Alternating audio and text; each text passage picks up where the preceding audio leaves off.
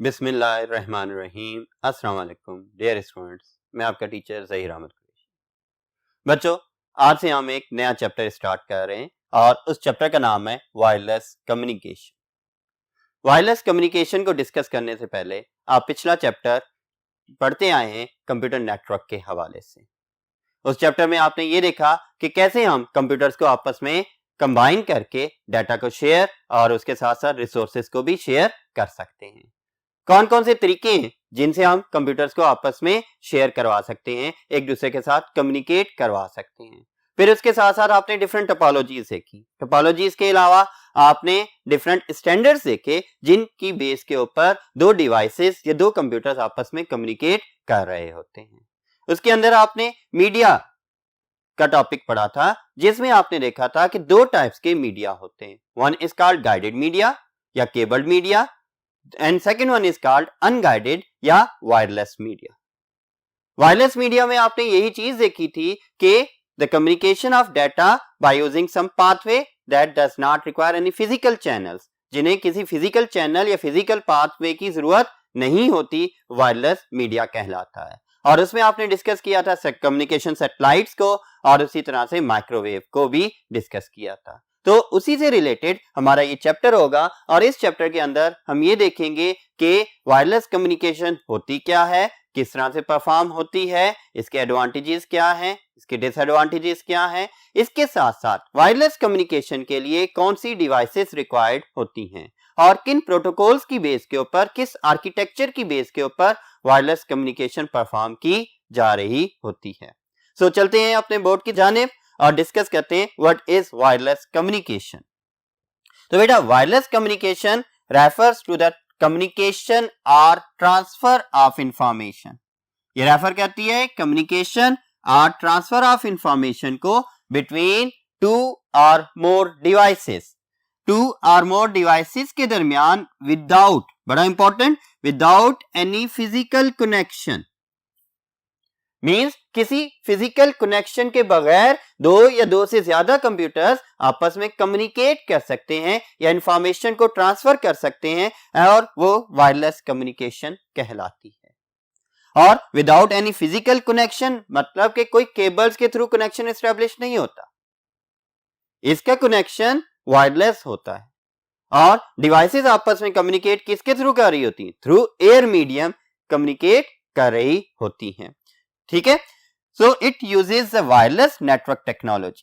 ये क्या कहते हैं? वायरलेस नेटवर्क टेक्नोलॉजी यूज की जाती है to transmit information over short और long distance.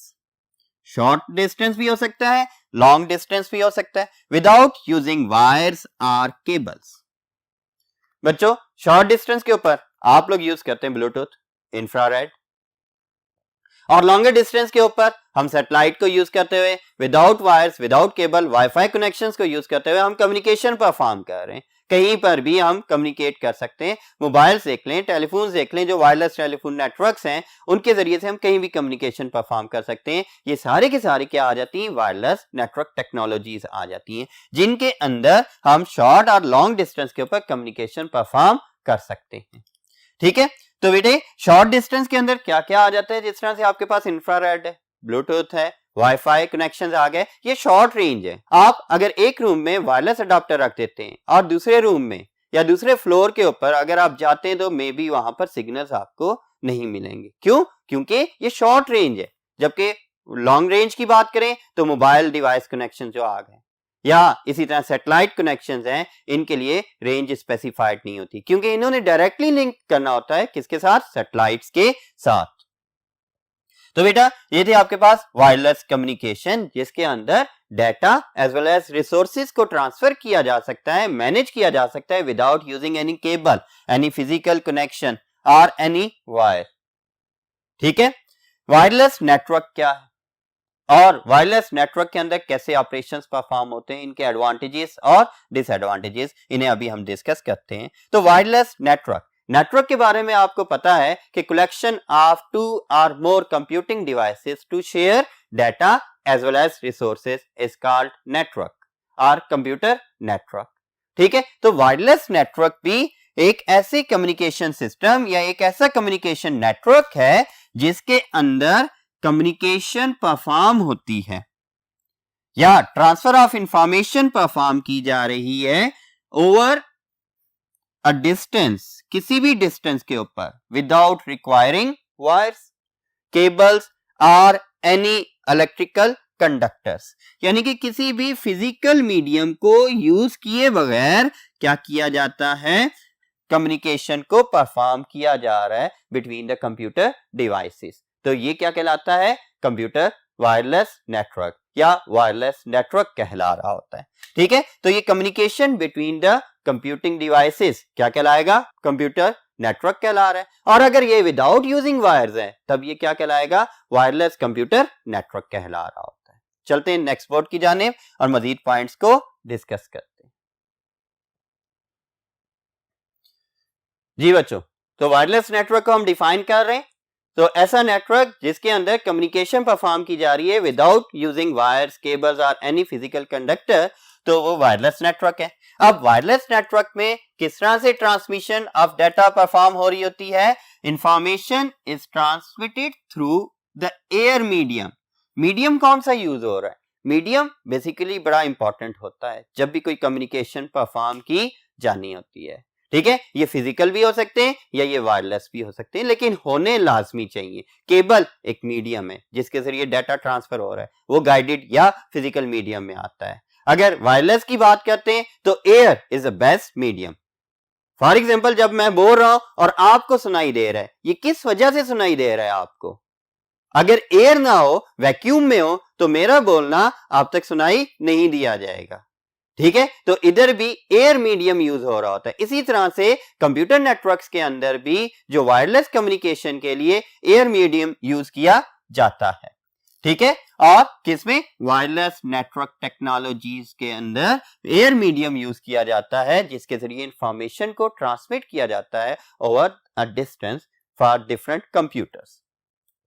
Some important wireless network technologies are, important wireless network technologies कौन सी हैं, satellites, microwaves, WiFi, WiMAX, infrared और ब्लूटूथ। इनमें कुछ शॉर्ट रेंज के लिए यूज हो रही हैं और कुछ लॉन्गर डिस्टेंस के लिए यूज की जाएंगी।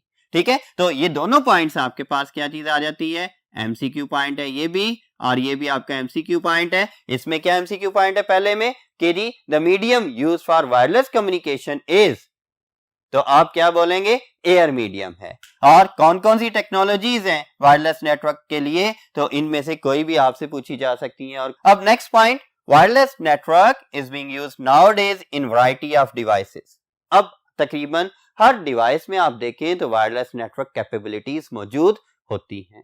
ठीक है, इवन स्मार्ट होम्स वो भी किसकी बेस पर चल रहे हैं, वायरलेस नेटवर्क की बेस के ऊपर ही काम कर रहे होते हैं। आईओटी बेस्ड एप्लीकेशंस हैं, उन सब के अंदर भी वायरलेस नेटवर्क टेक्नोलॉजी ही यूज की जा रही है। ठीक है, तो वैरायटी ऑफ डिवाइसेस में यूज हो रहे हैं, from smartphones to laptops, tablets, computers, printers, microphones etcetera. इन सब के अंदर वायरलेस नेटवर्क टेक्नोलॉजी ही यूज की जा रही होती है।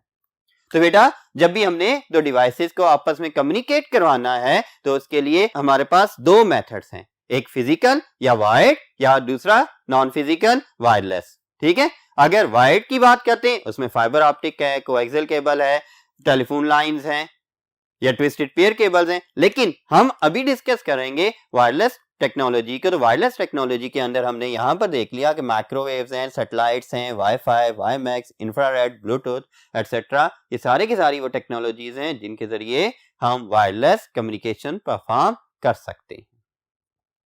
अगर वायरलेस कम्युनिकेशन की बात करें तो इसके बहुत सारे फायदे तो हैं। ये हमें कैपेबल बनाता है कि हम मूवमेंट के दौरान भी डिवाइसेस को यूज कर सकते हैं। हमें कहीं पर एक फिक्स प्लेस के ऊपर बैठकर ही काम नहीं करना पड़ता, कहीं भी हम जा सकते हैं, या हम ऑफिस से दूर भी हैं तब भी अपने ऑफिस के नेटवर्क्स के साथ कम्युनिकेट कर सकते हैं, और इसी तरह से हम आसानी से इस नेटवर्क के साथ कनेक्ट हो जाते हैं।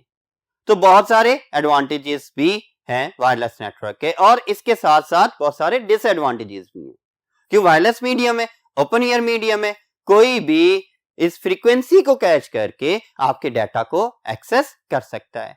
अभी नेक्स्ट हम इन्हीं एडवांटेजेस और डिसएडवांटेजेस को देखेंगे जो कि वायरलेस नेटवर्क कम्युनिकेशन के हैं। तो एडवांटेजेस ऑफ वायरलेस नेटवर्क अगर हम डिस्कस करें तो इसमें सबसे पहला जो एडवांटेज है ये क्या करता है, easily adds users without having to change the physical connection. बेटा it allows to easily add the people या यूजर्स। अब देखिए अगर वायर्ड नेटवर्क है, आपके पास जो अडॉप्टर है उसके अंदर 4 पोर्ट्स हैं, तो आप कितने यूजर्स को कनेक्ट करवा सकते हैं? सिर्फ उन्हीं 4 यूजर्स को ही कनेक्ट करवा सकते हैं जिनकी वायर केबल्स जो सी आएंगी, वायर कनेक्टर उस पोर्ट में लगाया जाएगा। उसके अलावा मजीद यूजर्स को अगर हमने ऐड करना है उसके लिए हमें फिजिकल कनेक्शन को चेंज करना पड़ जाता है, मजीद अडॉप्टर्स लगाने पड़ जाते हैं। लेकिन वायरलेस नेटवर्क के अंदर हम आसानी से नंबर ऑफ यूजर्स को ऐड कर सकते हैं और हमें किसी भी फिजिकल कनेक्शन को चेंज करने की जरूरत नहीं होती। ठीक है, इसके बाद नेक्स्ट जो एडवांटेज है, प्रोवाइड्स रोबस्ट सिक्योरिटी प्रोटेक्शन, यानी कि इसके अंदर सिक्योरिटी प्रोटेक्शन मौजूद है जो किसी भी तरह के सिनेरियो को मैनेज कर सकती है। Traffic of a wireless network can be filtered और सिंपली ब्लॉक्ड वेरी इजीली। कैसे रोबस्ट सिक्योरिटी है कि traffic of a network means जो वायरलेस सिग्नल्स हैं उन्हें फिल्टर भी किया जा सकता है और उन्हें सिंपली ब्लॉक भी किया जा सकता है। फिल्टर्ड मींस कि कौन से यूजर उन्हें एक्सेस कर सके और कौन से यूजर्स उन्हें एक्सेस ना कर सकें। ये तमाम मेजर्स हम अप्लाई कर सकते हैं जिनके जरिए से हम स्पेसिफिक यूजर्स को परमिशन दे सकते हैं कि वो इस नेटवर्क को एक्सेस कर सकते हैं, बाकी यूजर्स को इवन वो नेटवर्क विजिबल भी नहीं होगा। और इसके साथ साथ जो सेकंड पॉइंट है कि ब्लॉक्ड वेरी इजीली, लाइक आपके पास वायरलेस जैमर्स आते हैं, उन जैमर्स के जरिए से एक स्पेसिफिक एरिया के अंदर वायरलेस सिग्नल्स को ब्लॉक कर दिया जाता है कि उस जब तक वो जैमर ऑन है तब तक वहां पर कोई भी वायरलेस सिग्नल काम नहीं कर सकते। इवन मोबाइल भी वहां पर जैम हो जाते हैं, उनके सिग्नल भी नहीं आ रहे होते, नेटवर्क सिग्नल्स भी कोई नहीं आ रहे होते। थर्ड एडवांटेज ये आता है, it provides freedom of movement. हम फ्रीली मूव कर सकते हैं यूजिंग वायरलेस नेटवर्क। हमारा कंप्यूटर नेटवर्क डिस्कनेक्ट भी नहीं होगा और मूवमेंट के दौरान भी हम कनेक्टिविटी में रहेंगे और अपने फंक्शंस को परफॉर्म कर सकते हैं because users are no longer tied to a specific location. अगर आप गाइडेड मीडिया की बात करते हैं तो जितनी लेंथ आपकी केबल की होगी सिर्फ उतनी मूवमेंट हम कर सकते हैं, या जिस पोजीशन पर वो केबल मौजूद है, वो कनेक्टर्स मौजूद हैं, सिर्फ वहीं से हम अपने कंप्यूटर्स को नेटवर्क का हिस्सा बना सकते हैं। हम अपने कंप्यूटर्स को मूव नहीं कर सकते ड्यूरिंग वर्किंग, ठीक है। लेकिन वायरलेस नेटवर्क के अंदर हमने अपने कंप्यूटर को कनेक्ट किया हुआ है, हम मूव कर रहे हैं, हम ट्रेवल कर रहे हैं, हम कहीं किसी दूसरे स्टेशन पर जा रहे हैं, लेकिन हम साथ में नेटवर्क को भी यूज कर रहे होते हैं। मजीद एडवांटेजेस के लिए चलते हैं नेक्स्ट बोर्ड की जानिब। जी बेटा, सो नेक्स्ट एडवांटेज क्या है? Wireless network can be accessed at different locations of the building. अब वायरलेस नेटवर्क है, अडॉप्टर ऑन है, जिधर तक उस अडॉप्टर की रेंज है बिल्डिंग के अंदर, आप उस नेटवर्क को उधर तक एक्सेस कर सकते हैं, ठीक है। वो डिवाइसेस पर डिपेंड करता है कि कितनी ज्यादा रेंज हम उस नेटवर्क की बना लें। उन डिवाइसेस के जरिए जितने ज्यादा अडॉप्टर लगाएंगे उतनी उसकी रेंज इंक्रीज की जा सकती है। In most of the wireless networks, user can automatically connect if they are within the range. अब ये भी एक बड़ा इंपॉर्टेंट पॉइंट है।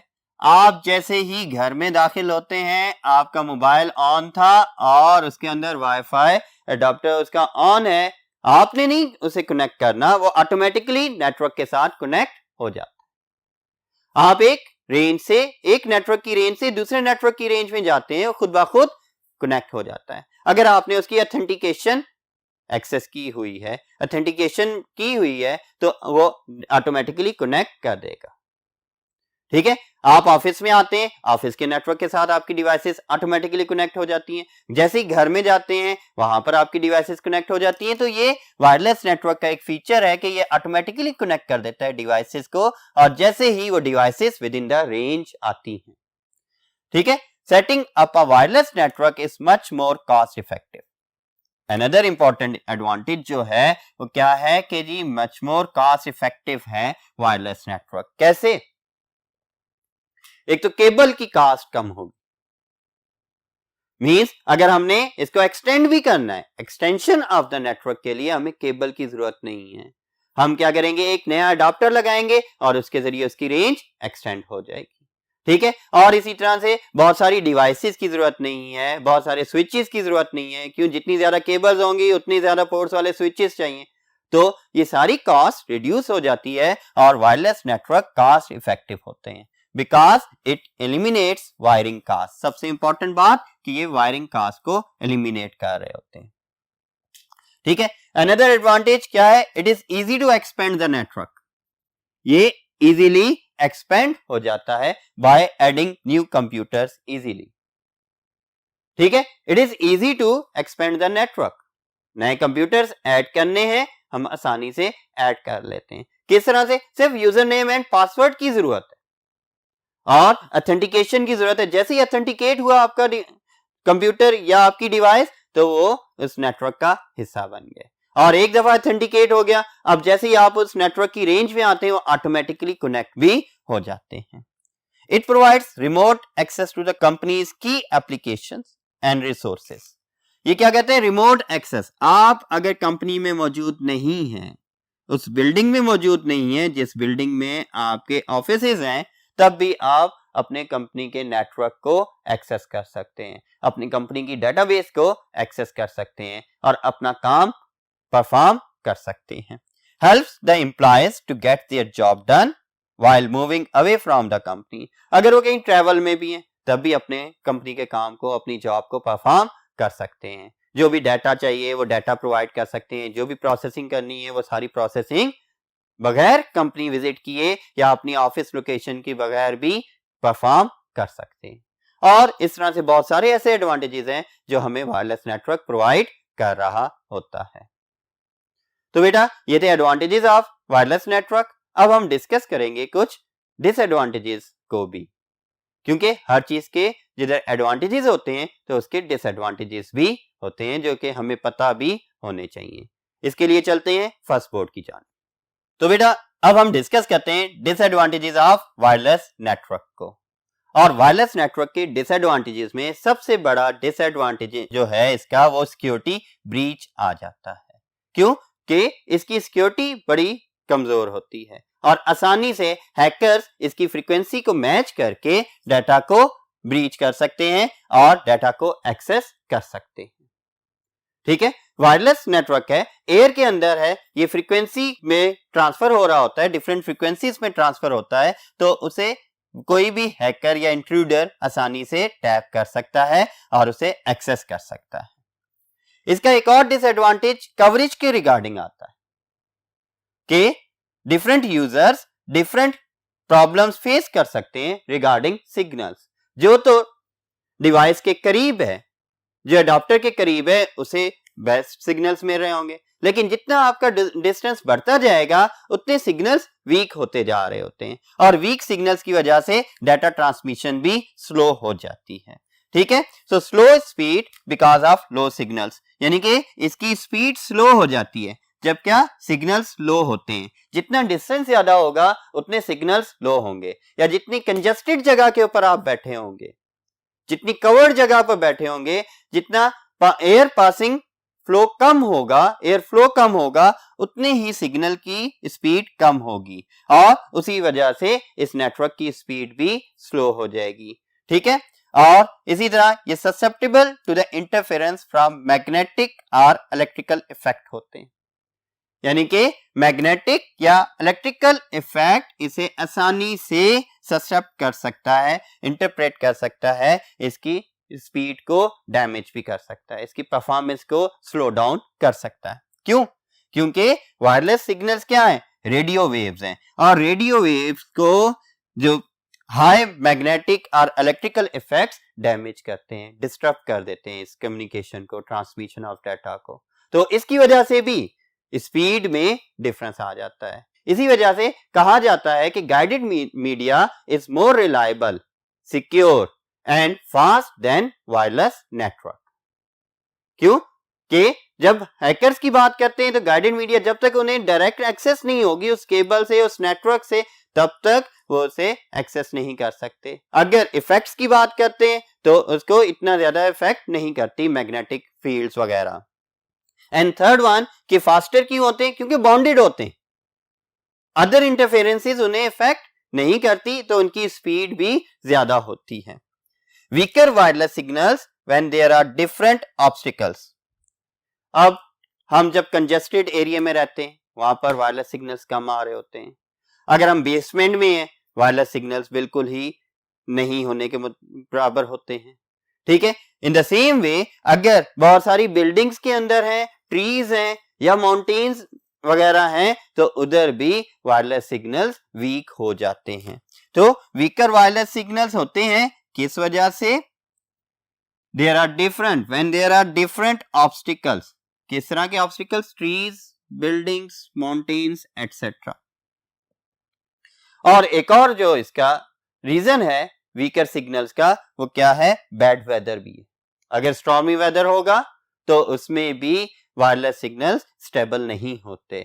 ठीक है, कभी कम होंगे, कभी ज्यादा हो जाएंगे, स्टेबिलिटी नहीं होती और वायरलेस कम्युनिकेशन स्लो हो जाती है। तो बेटा ये डिफरेंट डिसएडवांटेजेस हैं जो वायरलेस नेटवर्क को डिफाइन कर रहे होते हैं। एनी हाउ जो एडवांटेजेस हैं उनमें सबसे बड़ा एडवांटेज ये है कि ये फ्रीडम ऑफ मूवमेंट हमें प्रोवाइड कर रहा होता है और कॉस्ट इफेक्टिव है देन वायर्ड नेटवर्क। तो बेटा ये थे आपके पास वायरलेस नेटवर्क क्या होता है और उसके एडवांटेजेस और डिसएडवांटेजेस। मजीद टॉपिक्स को हम नेक्स्ट लेक्चर के अंदर डिस्कस करेंगे। अब तक के लिए इजाजत चाहता हूं। अल्लाह हाफ़िज़।